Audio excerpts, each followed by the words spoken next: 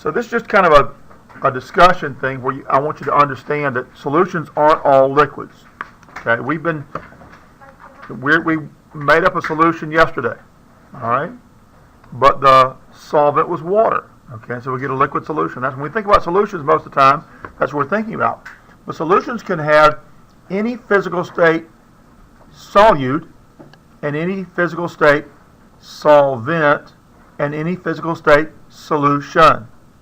Okay? So let's start with the solution you're breathing right now. What kind of solution are you breathing right now? Is it solid, liquid, or gas? Gas. And what kind of physical state? Solvent and solute. Gas and gas? Not entirely. Okay, so we can have gas solutions and we can have gas solvents and we can have gas solutes. Okay? Gas solution, gas solvent, gas solute. Okay? And this would be, an example would be air. Okay? So what kind of gases, what is the gas? Well, air is the gas solution. What is the solvent in the air? H2O. It's not H2O. Oxygen. It's not oxygen. Nitrogen is in the greatest concentration. So nitrogen, N2, is the solvent. And what is the solute? Oxygen, CO2, helium, all kinds of gases in the air. A little bit of argon in there. Helium? Yeah, a little bit. Okay, so this would be examples of gases in gases, okay?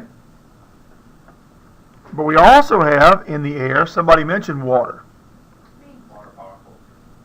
So we have a liquid solute in a gas solvent. Okay?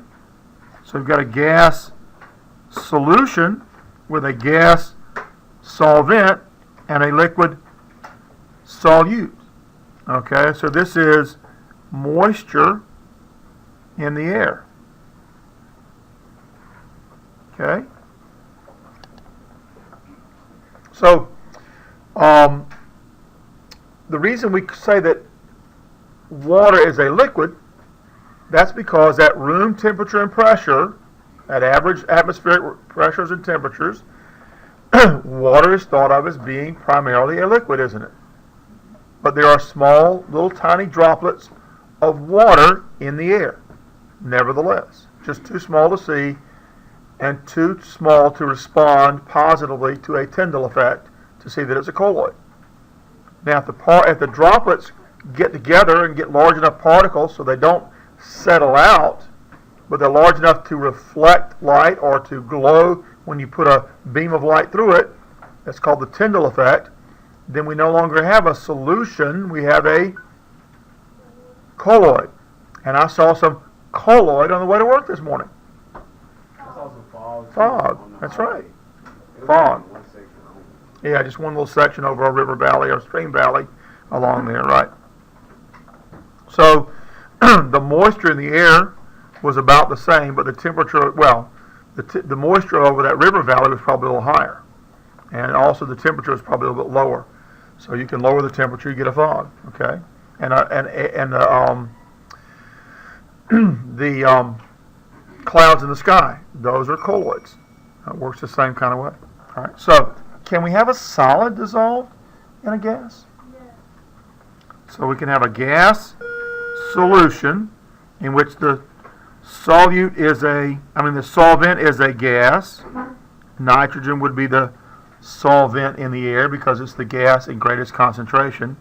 And what would be the solid then that might be dissolved in the air? Ice. Huh? Well, but would ice be dissolved? Or evaporated. if the ice particles were small enough so they wouldn't settle out on their own, that is to say, if you capture them in a balloon so the breeze and stuff doesn't keep it stirred up, and it did just settle on the bottom of the balloon like that. It was the particles, the tiny ice particles, were small enough so they wouldn't respond to the Tyndall effect. You shine a light through it, you don't get a glowing effect through there. Then yeah, you could have ice crystals forming a solid in gas solution. You could, okay? But there's probably a much more common example of something in the air. Huh? Salt in the air? Really? Oh. Well, the beach, I suppose there's enough salt in the air. Might be the case. Sure, blowing salt in the air, and it wouldn't settle out on its own. That's possible. Okay? You could also have smoke particles that are small enough. Smoke particles can be small enough that they would not respond to the Tyndall effect. They wouldn't be large enough to settle out on their own if you were to capture them in some kind of container, and they wouldn't fall to the bottom. They still stay suspended. Okay. Smoke can be either a colloid, a solution, colloid, or suspension, depending on the size of the particles. Okay. And smoke is solid particles. Okay. You with me? All right.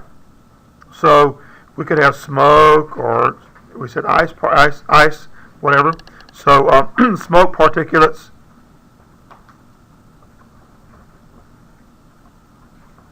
Particulates in the air. There's also dust in the air that's small enough to be a solid solute in a gaseous solvent or solution. Okay? Dust particulates sometimes can be that small. But now, have you ever seen light shining into the window and you see little things go floating around in the beam of light? Okay? Well, that would be a suspension. If you allowed it to sit really, really still, they might settle all the way to the bottom. Or it might be a colloid, and in which case, even if you allowed it, didn't have any air moving around, really still, leaving it sitting untouched, it might stay floating in there. That would be a colloid because you can see the reflection of the light in there. That makes sense? So those are dust particles that could form a colloid, and they're dust particles that are small enough that you can't see them, and they don't reflect the light, so then you have a solution. Okay, all right. So we said, can we dissolve a solid in a liquid? Can we dissolve? Let's say we got a liquid solution, and we've got a liquid solvent, say water. What kind of solids can we dissolve in a liquid, like water? Salt. Sugar. That's what you did yesterday. Well, baking soda actually goes through a chemical reaction, but there is part of that it becomes ionic in form. Yes, you do have sodium ions still in there and so forth. I'm not sure you can dissolve flour truly, because flour doesn't actually dissolve. It stays suspended. Maybe it might form a colloid if the flour is fine enough.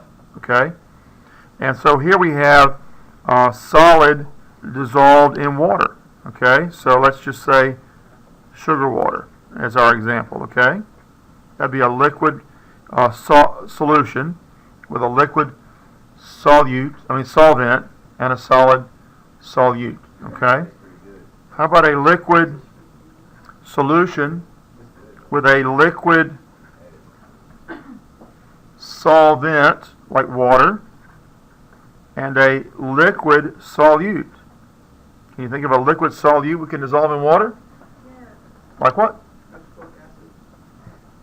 Well, hydrochloric acid, actually HCl is a gas.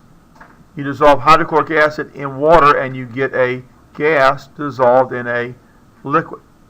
But it actually goes through a chemical reaction too. So you actually end up with ions in the solution. So, well, what happens is the hydrogen ion separates from the chloride ion. It's the hydrogen ion that does the work. Okay? It's reacting chemically with your skin in a way that causes this what feels like a burn. Okay? All right. So what liquids can we dissolve in water? You're making it now. CO2. alcohol. Oh, We're actually making an alcohol called I ethanol. thought you meant like, Actually, you're not. We're not. The yeast is. that's fine. Okay. That's the gas. So this would be like, oh, I don't know, wine or beer. Okay? That'd be an example. Okay? Or moonshine. Alright? What we're making back there is closer to moonshine probably than, or maybe, I know, but it's still, but you use yeast and do the same kind of thing. You distill it at the end. But you don't distill beer. That's the thing. Wine you don't distill. If you distill the wine, you get, what is that stuff called? I can't think of what it's called right now, but wine, there's a form of wine that's been concentrated that is like distilling wine of a sort, okay? You also distill vodka. That's another distilled spirits, okay? All right. All right. I don't have my water bottle with me right now, so. How about gases? Let's have a liquid solution, and we're going to have a liquid solvent, and we're going to have a gaseous solute.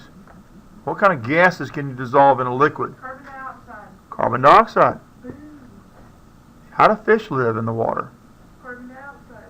No. Oxygen. The plants in the water use the carbon dioxide in the water, but the fish use the oxygen in the water. But they use it because, like, it dissolves. So how Right. we can't breathe underwater if there's oxygen?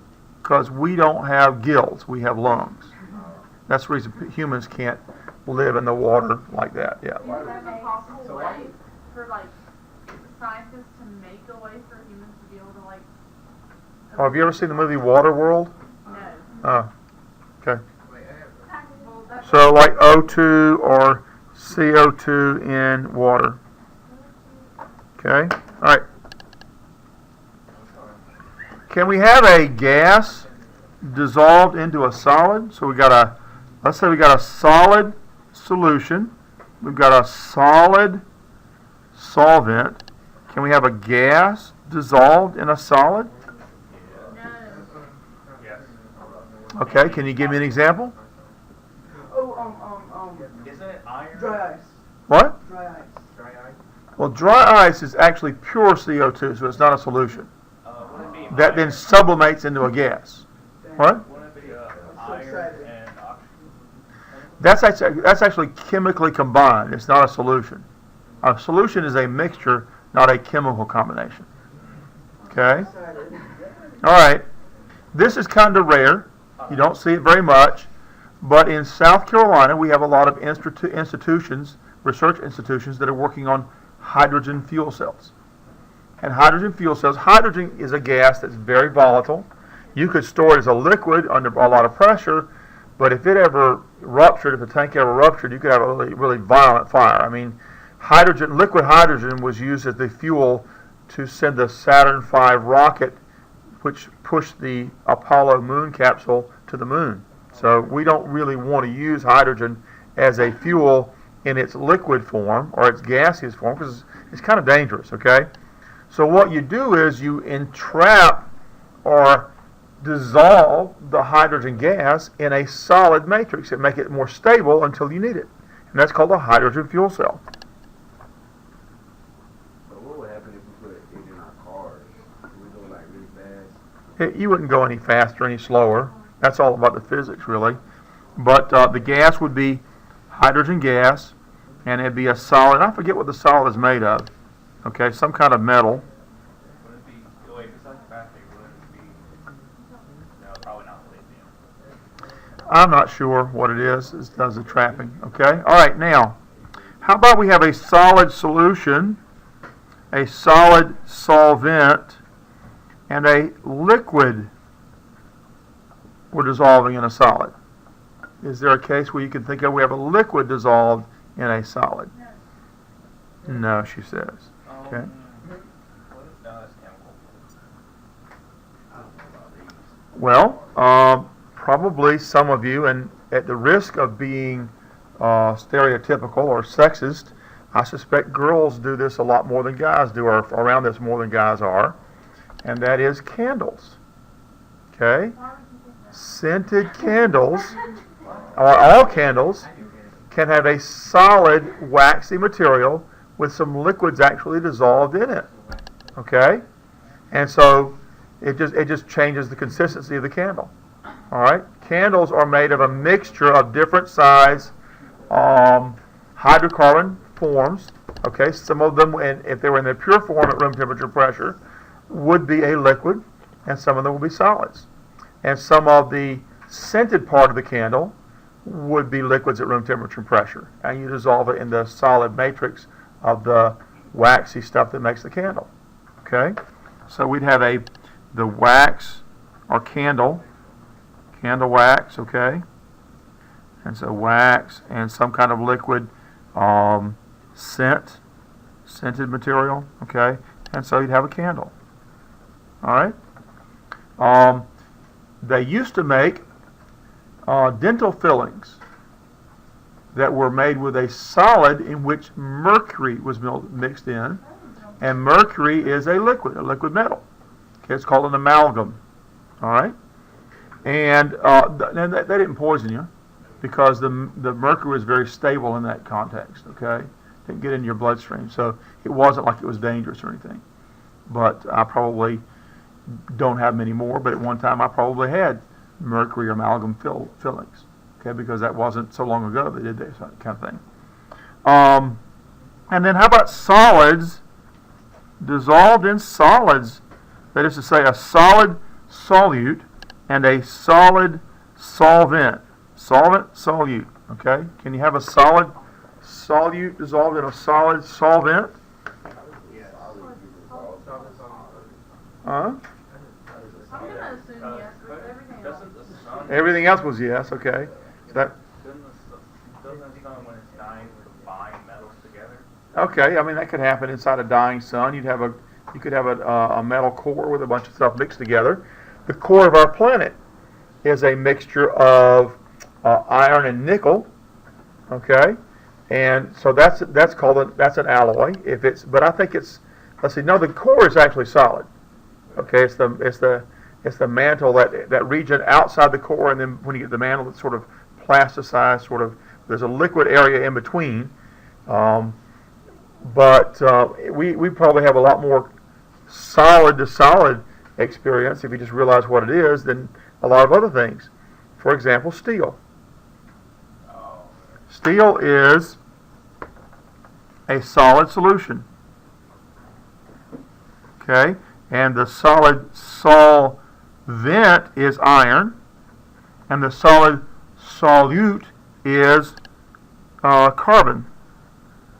When you dissolve carbon in iron, you get steel.